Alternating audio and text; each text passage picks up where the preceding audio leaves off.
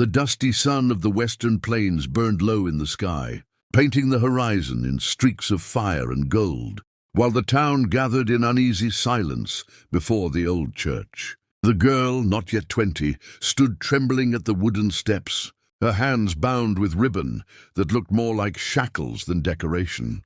She wore a wedding dress that did not belong to her heart, and her blue eyes darted toward the men who surrounded her, men who had already decided her future without her voice or her choice. The man waiting at the altar was a wealthy rancher twice her age, his face lined with greed rather than kindness, and he carried himself as though she were nothing more than cattle to be branded. The townsfolk whispered among themselves, some pitying her, others too afraid to interfere. For the ranchers, money spoke louder than justice in a land where law often bent to the highest bidder, but not everyone bowed to the weight of power. On the far edge of the crowd, leaning against a weathered post, stood a man whose eyes burned with a fire, fiercer than the sunset, his broad shoulders draped in worn denim, his leather vest marked with the scars of dust and travel, and across his back gleamed the rifle that had written his legend. He was a cowboy, a drifter, a man who belonged to no one and answered only to the call of freedom and right. His name was whispered with respect and fear alike, for wherever injustice reared its head, he had a way of standing in its path, unshaken, unbroken. As the preacher opened his book, the girl's lips trembled as if she wanted to scream but knew her voice would be crushed under the weight of silence. Her father stood stiffly by, shame etched into his face, forced by debts and promises he could not escape.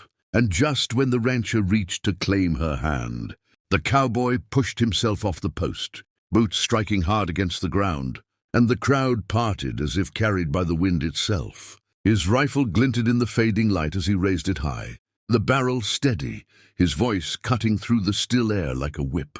"This marriage ends now."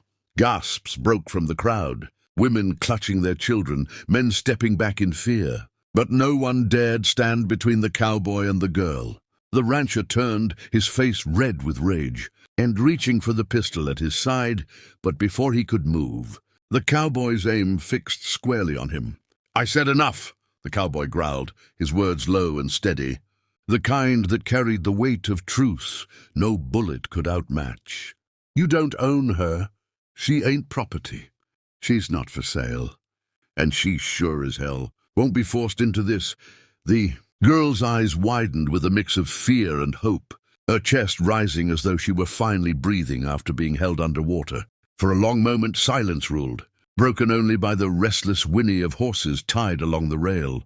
The rancher spat, his pride too swollen to back down, but his hand froze when he saw the fire in the cowboy's eyes. It was not the fire of a man bluffing, it was the fire of a man who would rather bleed into the dust than bend. The preacher closed his book and stepped away, unwilling to be part of bloodshed, while the townsfolk stared as if witnessing scripture written not in ink but in courage. Slowly the cowboy reached out his free hand, and the girl stepped forward, her fear dissolving as strength surged through her veins. She placed her trembling hand into his, and he pulled her close, shielding her from the rancher's glare. "From this day," he said, voice carrying strong, "she walks with me, not as something taken, but as someone chosen. Her choice, her freedom, her life." And for the first time, the girl spoke, her voice soft but unbreakable. "I choose him." A murmur swept through the crowd, some clapping, others nodding in approval. For deep down, even the most timid hearts longed to see justice rise in the dust. The rancher cursed and stormed away, vowing revenge, but the cowboy did not flinch. He lowered his rifle and wrapped his arm around the girl as though daring the world to try again. They walked through the street, the town watching as the sun dipped behind them, shadows stretching long like a promise of change. Each step they took together was a step toward a new story, one written not by money or force, but by courage and love born in the face of defiance. The cowboy knew hard roads still lay ahead. Men like the rancher never forgot, but he also knew some battles were worth every scar, every risk, because freedom and love were the kind of treasures you never surrendered once found. And so the girl who once stood in chains of ribbon now walked free, her hand clasped in his, her head held high, no longer a victim but a partner in a future they would carve together across the open plains. As the stars began to pierce the velvet sky, the cowboy mounted his horse and lifted her up beside him. They rode out of town, hearts steady, spirits fierce, leaving behind the whispers of a people who had just witnessed what true bravery looked like. And that, dear listeners, is the power of standing up for what is right.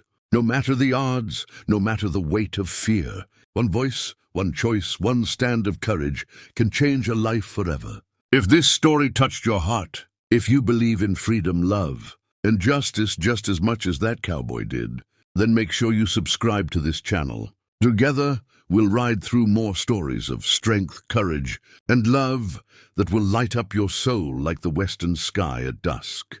So hit that subscribe button now, because the journey is only beginning, and you don't want to miss a single step of the trail ahead.